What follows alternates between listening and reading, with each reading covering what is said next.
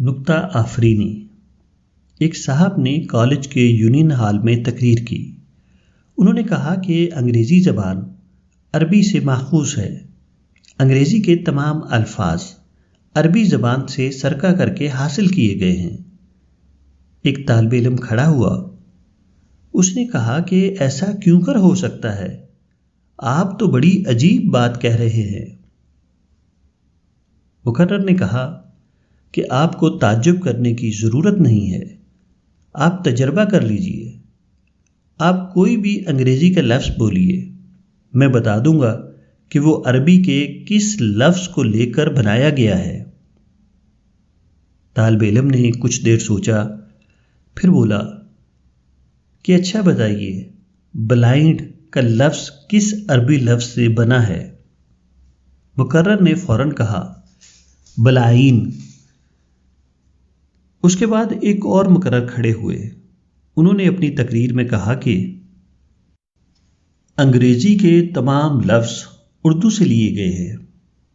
انگریزی زبان پوری کی پوری اردو زبان پر مبنی ہے۔ دوبارہ ایک شخص کھڑا ہوا۔ اس نے کہا کہ آپ کا یہ دعویٰ ہماری سمجھ میں نہیں آتا۔ مقرر نے کہا آپ تجربہ کر کے دیکھ لیں، آپ انگریزی کا کوئی لفظ بولیں، میں فوراً بتا دوں گا کہ وہ کس اردو لفظ سے ماخوذ ہے۔ آدمی نے سوچ کر کہا کہ ڈیکوریشن کس اردو لفظ سے بنا ہے؟ مقرر نے فوراً جواب دیا دیکوریشان۔ پھر تیسرے صاحب اٹھے۔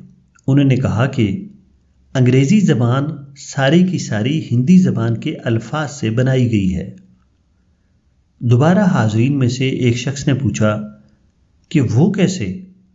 مقرر نے کہا کہ آپ انگریزی کا کوئی لفظ بولیے، پھر میں بتاؤں گا۔ انہوں نے کہا کہ لو کس ہندی لفظ سے بنا ہے؟ مقرر نے فوراً کہا لوبھ۔ اس قسم کی باتیں استدلال نہیں، وہ نکتہ آفرینی ہیں۔ اس طرح کے نکتوں سے کوئی بات ثابت نہیں ہوتی۔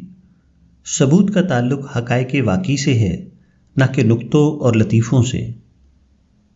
دانش مند وہ ہے جو دلیل اور لطیفے کے فرق کو سمجھے، وہ دلیل والی بات کو اپنائے، اور جو بات محض لطیفہ ہو اس سے آراز کا طریقہ اختیار کرے۔